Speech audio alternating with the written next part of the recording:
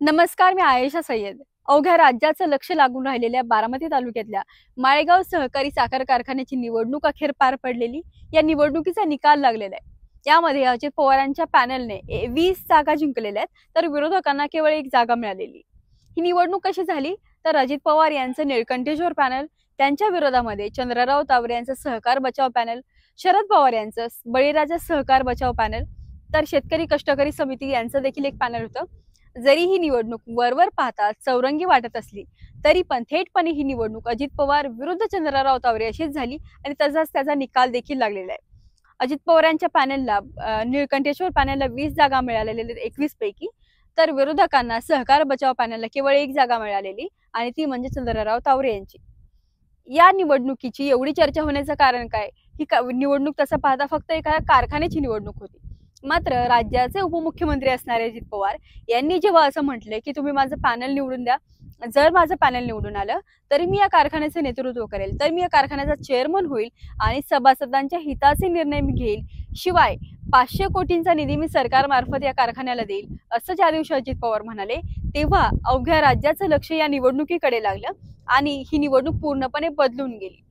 अजित पवार आणि चंद्रराव तावरे या दोघांमध्ये कायमच संघर्ष पाहायला मिळाला. माळेगाव सहकारी साखर कारखान्याच्या निवडणुकीच्या निमित्तानं तो वारंवार दर 5 वर्षांनी पुढे येत राहिला आणि यंदा देखील अशीच ही लढत झाली.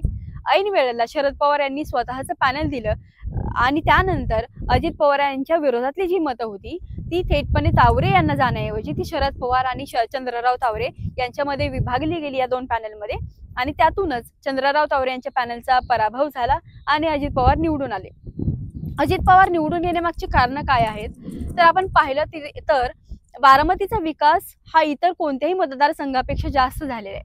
तोच विकास डोळ्यासमोर ठेवून सभासदाच्या कारखान्याच्या सभासदांनी असा निर्णय घेतला, जर आपल्याला कारखान्याचा विकास करायचा असेल, जर आपल्याला काही योग्य निर्णय घ्यायचे असतील, सभासदांचं हित पाहायचं असेल तर अजित पवार यांच्या नेतृत्वामधल्या पॅनलला आपण निवडून दिलं पाहिजे आणि तसंच ते निकालाच्या स्वरूपात सध्या आपल्या समोर आहे.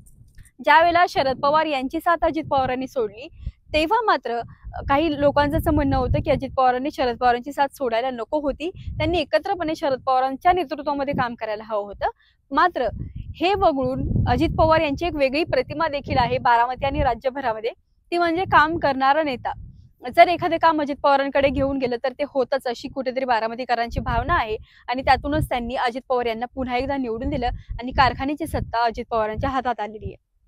आता महत्वाचा मुद्दा काय आहे, ज्याप्रमाणे अजित पवार म्हणाले होते तसं अजित पवार आता कारखान्याचे चेअरमन होणार का हे पाहणं अत्यंत महत्वाचं असणार आहे.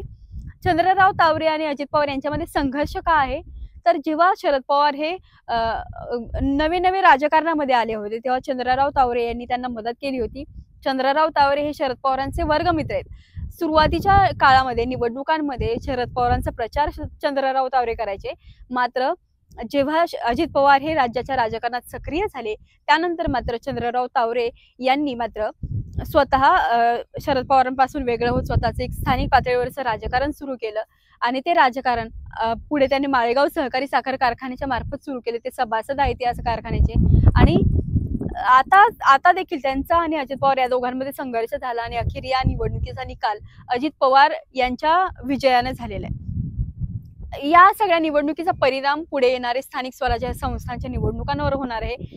काहीच महिन्यांमध्ये स्थानिक स्वराज्य संस्थांच्या निवडणुका लागतील आणि त्यामध्ये अजित पवारांचा हा झालेला विजय त्यांना कुठेतरी स्थानिक स्वराज्य संस्थांमध्ये देखील फायद्याचा ठरताना पाहायला मिळणार आहे. मात्र दुसरीकडे पाहायला गेलं तर शरद पवार यांच्या पॅनलचा एकही उमेदवार जिंकलेला नाहीये. त्यामुळे पुन्हा आता पुढे होणाऱ्या स्थानिक स्वराज्य संस्थांच्या निवडणुकांमध्ये या सगळ्याचा परिणाम कसा होणार, शरद पवार यांच्या पक्षाचं स्थानिक स्वराज्य संस्थांमध्ये किती त्यांना जागा जिंकता येणार हे पाहणं देखील महत्वाचं असणार आहे. मात्र शरद पवार हे ऐनवेळी बाजी पलटतात असं दरवेळी म्हटलं जातं. स्थानिक स्वराज्य संस्थांच्या निवडणुकांमध्ये असं होतं का हे पाहणं महत्वाचं असणार आहे. तुम्हाला काय वाटतं या माळेगाव सहकारी साखर कारखान्याच्या निकालाबद्दल तुमचं मत काय आहे आणि बारामती कुणाची हा प्रश्न जो कायम विचारला जातो, प्रत्येक निवडणुकीनंतर हा प्रश्न चर्चेत येतो, बारामती नेमकी कुणाची, शरद पवारांची की ती अजित पवारांची?